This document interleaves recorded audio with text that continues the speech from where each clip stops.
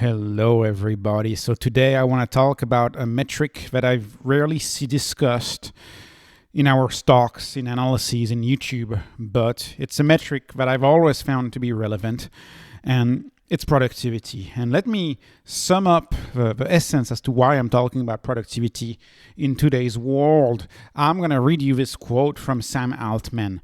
Sam Altman is the founder of OpenAI with Elon Musk, right? One of the most influential person in AI. He says, "We are betting internally on when we'll see a $1 billion in sales per year company run by just one person. 1 billion in sales generated by one person." That would be the holy grail of productivity. It would be something like we have never seen before. But the truth is that more and more companies are seeing productivity like we have never seen before. So what is productivity simply defined? It is revenue divided by the number of employees.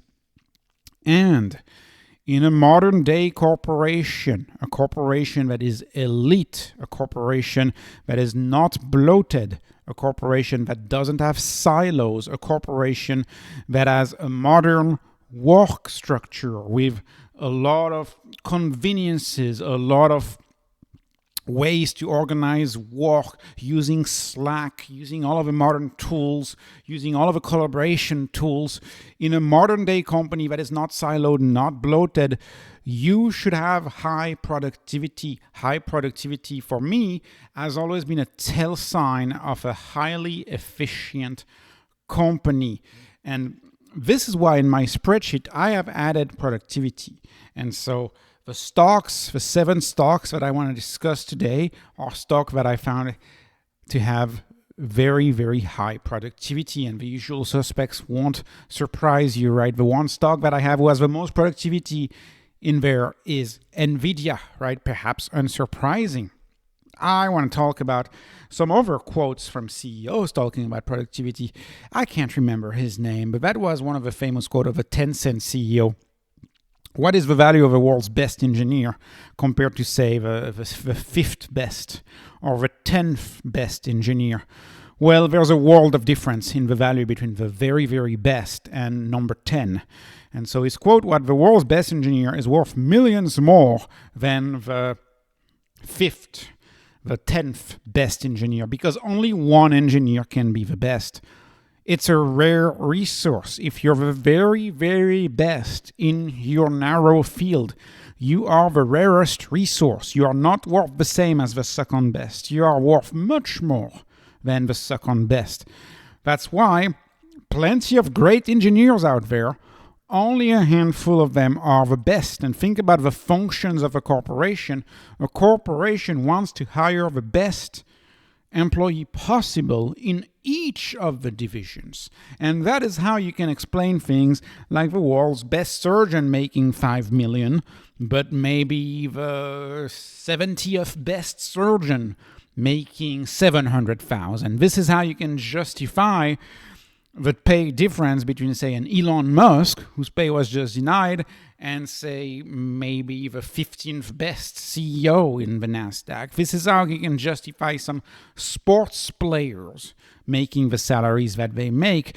Yes, you have the same job, but being the best, by virtue of being the best, you are the unique, the only resource available, and the delta often between the very, very best employee and the second best employee, that delta is not 5%. That delta may be a world of a difference between the two.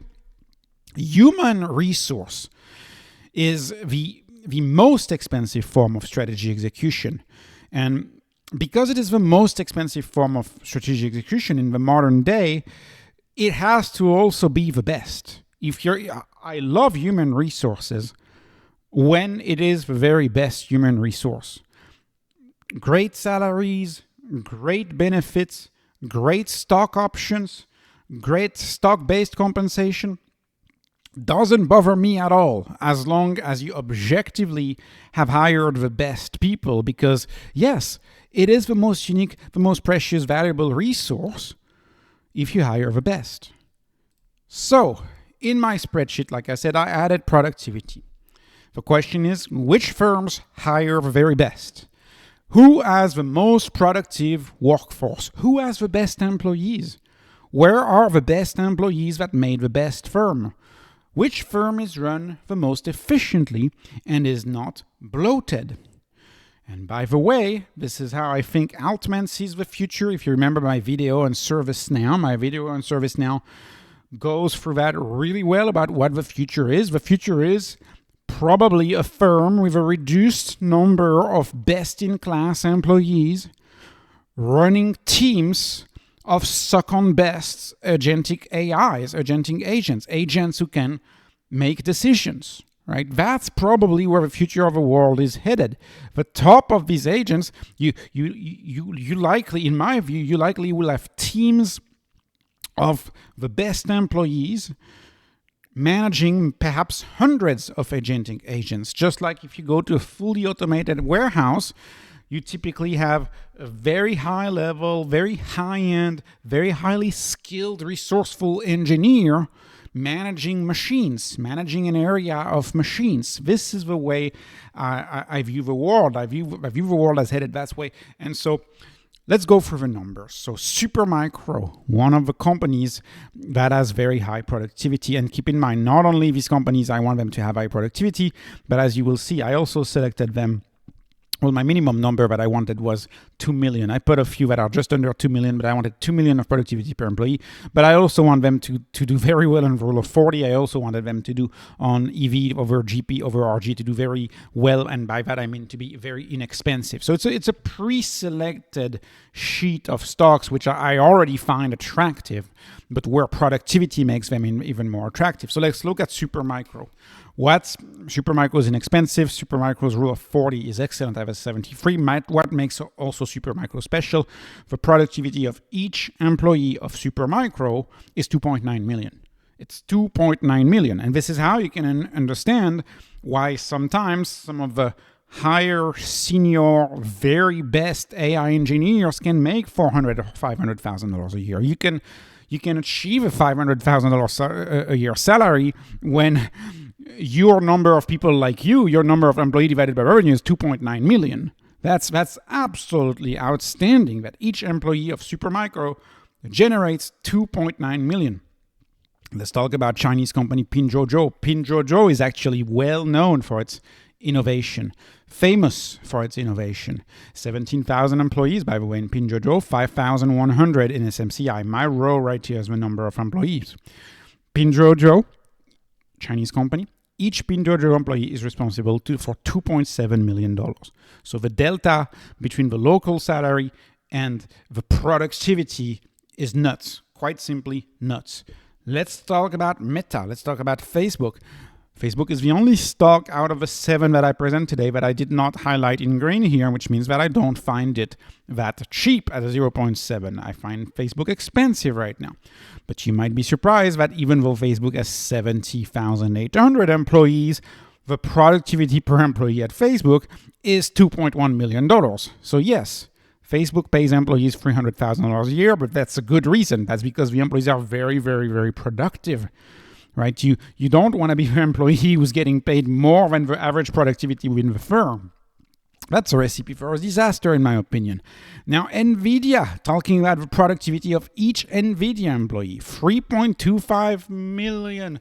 I cannot even begin to comprehend how nuts this is. 3.25 million, you realize, like, these employees on their own, like, if you can generate anywhere near this amount on your own, you would have an outstanding career just generating this amount of money on your own, right? These numbers are very high and they are new, right? And that productivity, the level of productivity that we are achieving within the firms is just new. Going back to the Sam Altman quote, 1 employee, 1 billion in sales. When will that happen? Will it be 2050, 2060, 2055? Will it be earlier than that? When will that happen? But that might happen one day. Celsius has very few employees. They have a lot of partners. They have a lot of outsourcing. So again, cheap stock at a 0.22. How much am I paying for that growth? 0.22.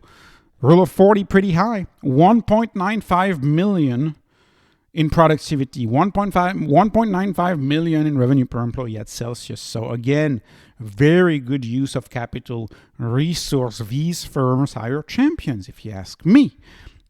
ELF, the makeup company, right? The Gen Z makeup company, 2.3 million. The stock is cheap too, and Rule of 40 is a 54. And then Oddity, another beauty/makeup company, 1.74 million. So these companies, in my view, do an excellent job of managing their human resource. In my view, their human resource is objectively the best. As a whole, taken as a whole, it doesn't mean that you don't have some people who have negative productivity in there.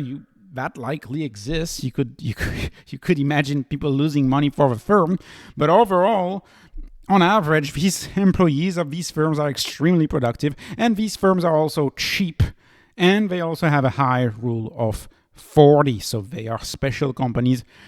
Productivity is now available in my spreadsheet. Whenever you look at a company in the spreadsheet on Patreon, you can also look at the productivity and think for yourself whether you think it's good or not, and you'll see some firms don't have good productivity. You have firms whose productivity is $150,000 a year. Well, you can hardly justify the human resource. It's tough to justify the productivity of the human resource, so you can hardly claim that the human resource is one of your assets if the salary of an employee, after all the costs are paid, is close to the productivity of an employee, right? The productivity of an employee needs to be leaps and bounds higher from the salary of an employee. I suggest you don't try to calculate the productivity of a firm like Walmart, for example. You'll understand why sometimes I say Walmart is a charity. Anyways, this was not investment advice, no financial advice, just entertainment. Please like, please subscribe, follow me on Patreon, follow me on X. Thanks for watching. Have a wonderful day.